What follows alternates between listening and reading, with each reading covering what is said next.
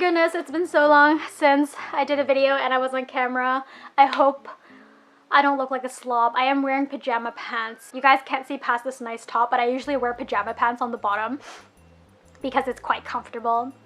In my last video, I had bangs and my hair was quite long, and then it grew too long and I cut it to mid-length. My bangs grew out, and then it grew long again, and then I cut it to this length this week. I want to be able to like wash my hair, flick it a few times, and then like have it be dry, you know?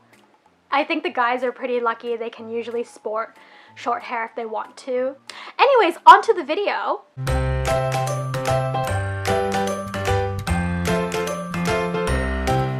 Hey guys, it's Cloudy. How are you all? How have you guys been? I know I've disappeared for a few months, which is why I decided to do a video today, because my life has finally started to calm down after these last like 6 to 8 months.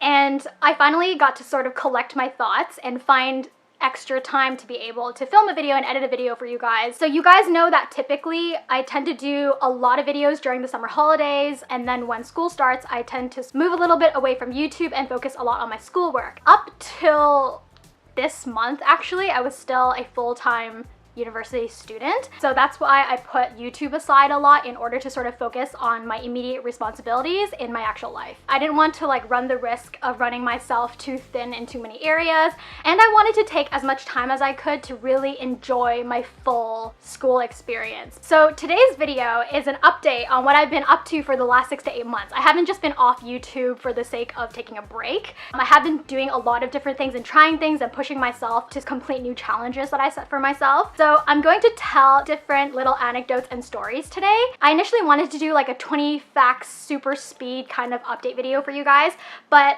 I feel more comfortable talking out all of my thoughts. You guys know that I have a lot to say about anime and K-dramas and K-pop and stuff like that, and that I always have really long-winded rants. I thought short stories would be a more genuine way to update you guys. We don't have to speed through this. This is just gonna be a really calm, stripped down, down-to-earth sort of talk. I do apologize if the video starts to get a little bit darker while I'm talking. It is quite late in the day, but I was like suddenly inspired to do a video. I really felt like I wanted to do one today, which is why I'm filming this late in the afternoon. As well, it's going to rain outside very soon. I see storm clouds moving in. Like, I have tons of windows in this room for natural lighting, and clouds are moving in, so it's going to rain anytime soon. For the sake of organization, I will put a little bit of a title and a time next to each of the stories that I tell. If you guys find a title that is particularly interesting to you, you guys can fast forward ahead. If you guys have nothing to do and you've grabbed some cookies, then, you know, sit down with me and let's go through a little bit of my life. Okay, so number one story is, what did I do when September started?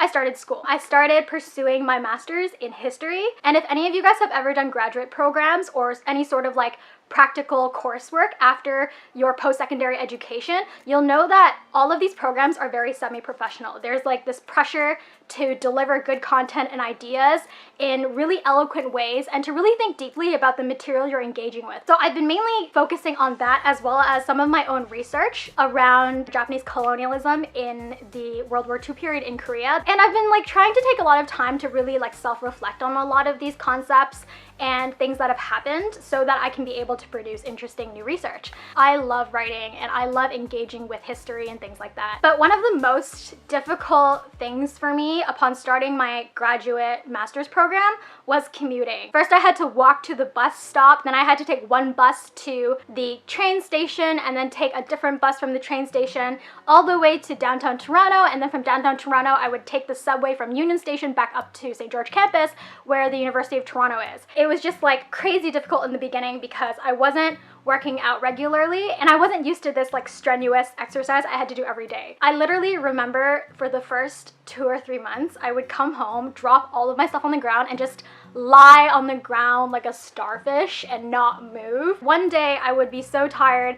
I came home and like got into my room. I didn't even have the energy to go shower and get into bed. I ended up just passing out on the ground, and I slept there for like 3 to 4 hours. No blanket, no pillow, no teddy bear, nothing. I just knocked out. That was sort of me hitting rock bottom with everything because I was so tired. For an entire week, when I was still getting used to the commute, I would literally just come home and cry from the exhaustion of it. And I don't know how my mom did it, because my mom's been commuting for the last 20 to 30 years since she's been working, so I super admire her for that. Even for me, doing it for like 8 months for school was really, really difficult. So all of you guys who commute, I applaud you. I think you guys are amazing, and I totally understand your struggles now.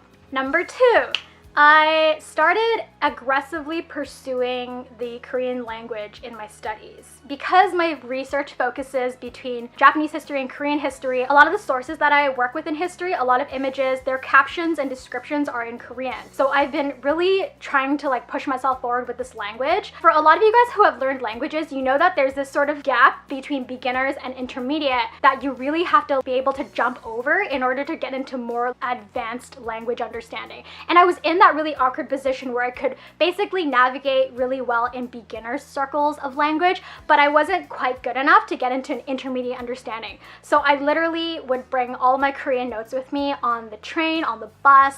I'd have cue cards in my backpack all the time, and I'd just be studying. And I'd have like a really strict regimen for myself for like how much vocabulary I would learn every day and how much grammar I would do every other day. So it was like really intensive. In November, while I was commuting and doing school and stuff, I managed to take the topic 1 exam, and I scored level 2. So I was actually quite proud of myself for that, because I don't know how I found time to study when I was so busy with history and commuting and just trying to do everything well. I am planning on taking the topic 2, which has levels 3, 4, 5, and 6. And by the time you get to level 6, you're pretty much academic standard fluent in Korean. For me, I'm really aiming to be translation fluent in Korean, because that's sort of what I'm aspiring to do in the future. So I'm working really hard with that. The third story that I want to share, as we're sort of going in chronological order of what happened in September, takes place around January. When January comes around, the new year comes around, everybody starts to make resolutions. I'm also the type of person who really likes to start new projects and try to set new goals for the year.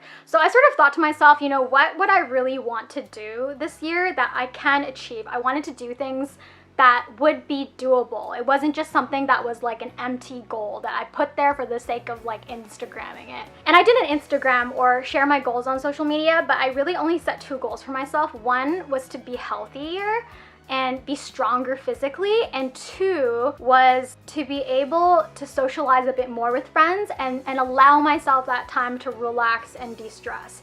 So let me tell you the reasoning behind my first goal. Earlier I told you guys the story of how I was commuting and how difficult that was. One of the things I realized about myself was that commuting had really broken down my body. It had felt really unhealthy, really weak. I was constantly getting sick. I think I got sick once staying inside the house because of the AC. That's how weak my body and my immune system was. And another time when I had finished tutoring one of my students and I was ready to drive to the bus station to commute downtown to my class, I suddenly felt really chilly. At that time, it was still a warmer part of the fall season, and it was about like 20 degrees outside, but I was freezing, and I went into my car and I cranked up the heat. For the next like 10 minutes, I just couldn't do anything because I had really intense chills, and then I had really painful cramps in my stomach. And the painful cramps from my stomach was a result of not eating properly. I would literally wake up, get in a cup of tea, and I would run to the bus stop. And I kind of learned from people that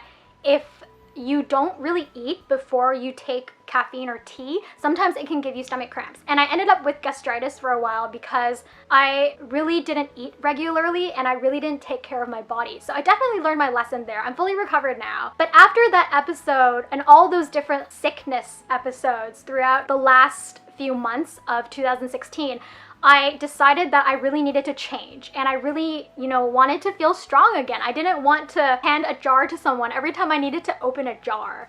So I started doing Pilates. I started following Cassie from Blogilates. I had tried Pilates a few times in the past and it never really worked out for me because Pilates is really intensive and Cassie is like a crazy trainer. She's amazing. She's so motivated and so bright and I love her. And I'm so thankful that she's sharing all her positivism and all of her energy through her videos. But when I first started, it was just so difficult for me because I wasn't used to intensive cardio and I had no strength in my body. I'm not someone who gains a lot of weight and I'm quite careful of the things that I eat, but I knew that I was very, very unhealthy on the inside and I really, really wanted to change that. Pilates really picked me up and I enjoyed doing a regular routine of Pilates because it really helped boost my happiness and boost my confidence and I felt really good with myself. Not that I was depressed or anything beforehand or not that I was unhappy with my life, but just feeling healthy and feeling strong. It just really gave me that extra bit of energy I needed in the day and it also really helped all of my fatigue that came from commuting. So the next story that I'm going to tell is related to friends. Pretty much all of my close friends are in different countries. I'm lucky if like a close friend of mine is in the next city because ever since I did my exchange in England in my 3rd year of my bachelor's, I've just had friends all over the place. And you guys know that like long distance friendships or long distance relationships of any kind are always really difficult because you're in different time zones or you're trying to keep up with each other and life gets in the way and sometimes you don't remember to pick up your phone. And even though this anecdote is a little bit short, I think the most important thing I want to share with you guys is the fact that even though your friends are in really far away places, sometimes that distance can be really healthy for your friendship. Sometimes, despite the fact that the distance is there, it doesn't mean that that friend is any farther or any closer. So what do I mean by that? I mean that, you know, you can feel really close to someone who's 1,000 million miles away. Like my best friend is in Hong Kong and I only ever really talk to him like once a week, once every 2 weeks on Skype, but we're always keeping up with each other on WhatsApp. And I have a friend who is currently studying her master's in Japan. I know she's living really happily. I have another friend who started teaching in Korea. So like even though I don't get to hang out with my friends all the time like I did in my university years or in my high school years, I've learned to be really happy for my friends because I know they're living their lives well. Because I think when I was a lot younger, I'd always be comparing myself to other people. In Asian families, you have a tendency to compare yourself to people who are older than you, more successful than you. There is this pressure to live up to people who are older or in seniority to you, or even to your peers. So I think a lot of the times when I saw my friends successful in the past, I would be happy for them, but I would still feel like a twinge of envy, or I would feel lacking in some way. And now I've come to this sort of like understanding in my friendship with others and also with myself to be able to look at people and just be like genuinely happy for their success and genuinely happy for their happiness. It's a really great feeling because it feels like the weight on your shoulders from all those like expectations that might be misplaced on you is gone. And it feels really great to be able to like be happy without strings attached. So that is my 3rd story. 3rd or 4th story. I think that's my 4th story. You guys know I lose track of numbers really easily.